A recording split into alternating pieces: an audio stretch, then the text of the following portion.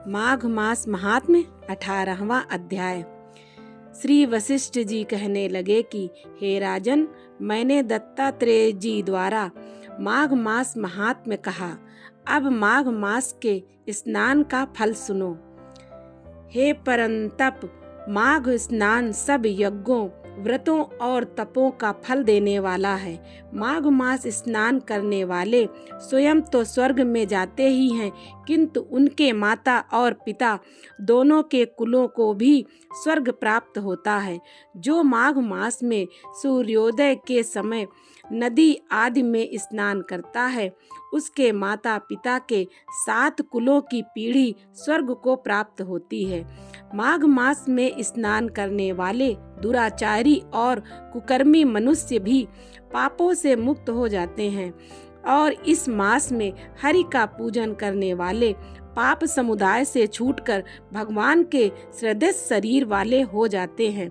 यदि कोई आलस से भी माघ में स्नान करता है, उसके भी सब पाप नष्ट हो जाते हैं। जैसे गंधर्व कन्याएं राजा के श्राप से भयंकर कष्टों को भोगती हुई लोमस ऋषि के वचन से माघ में स्नान करने से पापों से छूट गईं।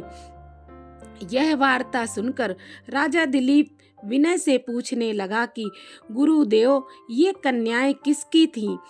उनको कब और कैसे श्राप मिला? उनके नाम क्या थे? ऋषि के श्राप से कैसे मुक्त हुईं और उन्होंने कहाँ पर स्नान किया? आप विस्तार पूर्वक सब कथा कहिए। वशिष्ठ जी कहने लगे कि हे राजा, जैसे अरण्य से स्वयं अग्नि उत्पन्न होती है, वैसे ही यह कथा धर्म और संतान उत्पन्न करती है। हे राजन, सुख संगीति नामक गंधर्व की कन्या का नाम विमोहिनी था।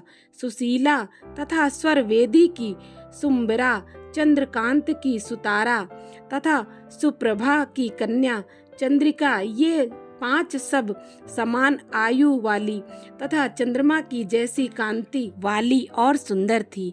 जैसे रात्रि को चंद्रमा शोभायमान होता है, वैसे ही पुरुष की कलियों के समान खिली पद्मिनी बैसाख मास की कामिनी यौवन दिखाती हुई, नवीन पत्तों वाली लता के सदृश गोरे रंग सोने के सदृश चमकती हुई और सोने के अलंकारों से सुशोभित सुंदर वस्त्र धारण करे हुए, अनेक प्रकार के गाने और वीणा अथवा बांसुरी तथा बाजे बजाने प्रवीण और ताल स्वर तथा नृत्य कला में निपुण थी। इस प्रकार वे कन्याएं क्रीड़ा करती हुई कुबेर के स्थान में विचरती थीं। एक समय कौतुकवश माघ मास में एक वन से दूसरे वन में विचरती हुई मंदार के पुष्प तोड़कर सरोवर पर गौरी पूजन के लिए गईं। स्वच्छ जल के सरोवर में स्नान करके वस्त्र धारण कर मौन हो बालू मिट्टी की गौरी बनाकर चंदन कपूर कुमकुम और सुंदर कमलों से उपचार सहित पूजन करके ये 5 कन्याएं ताल नृत्य करने लगीं। फिर ऊंचे गंधार स्वर में सुंदर गीत गाने लगीं।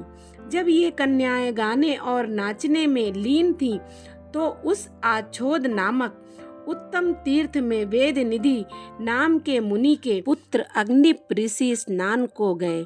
वह युवा ऋषि सुंदर मुख, कमल सदृश नयन, विशाल छाती, सुंदर भुजाओं वाला, दूसरे कामदेव के समान था।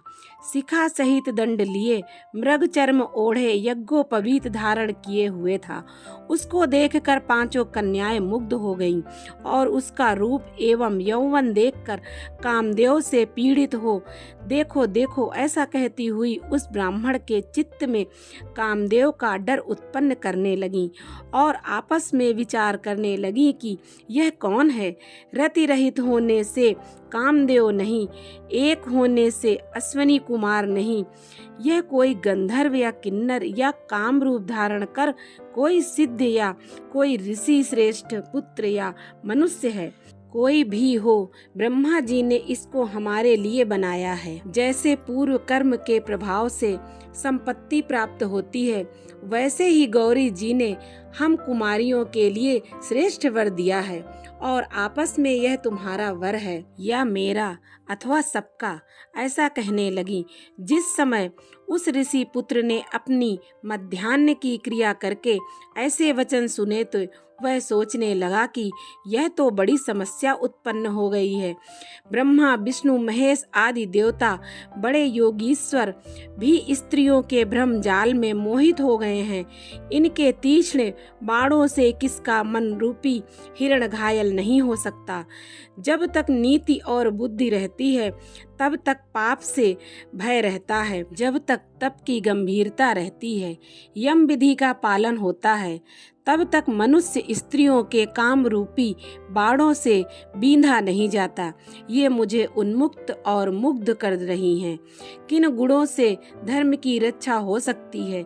स्त्रियों के मांस, रक्त, मल, मूत्र से भी बने घृणित और अशुद्ध शरीर में कामी लोग ही सुंदरता की कल्पना करके रमण कर सकते हैं। शुद्ध बुद्धि वाले महात्माओं ने स्त्रियों के पास रहना कष्टकारक कहा है। सो जब तक यह पास आवे घर चलना चाहिए।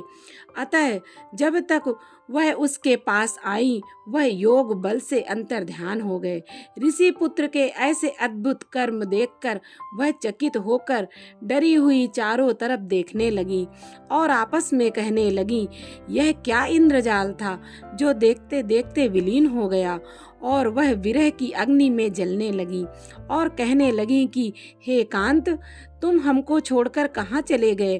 क्या तुमको ब्रह्मा ने हमको विरह रूपी अग्नि में जलाने के लिए ही बनाया था? क्या तुम्हारा चित्त दया रहित है जो हमारा चित्त दुखाकर चले गए? क्या तुमको हमारा विश्वास नहीं? क्या तुम कोई मायावी हो? बिना किसी अपराध के हम लोगों पर क्यों क्रोध करते हो? हे हृदयेश्वर, तुम्हारे बिना हम नहीं जीवेंगी।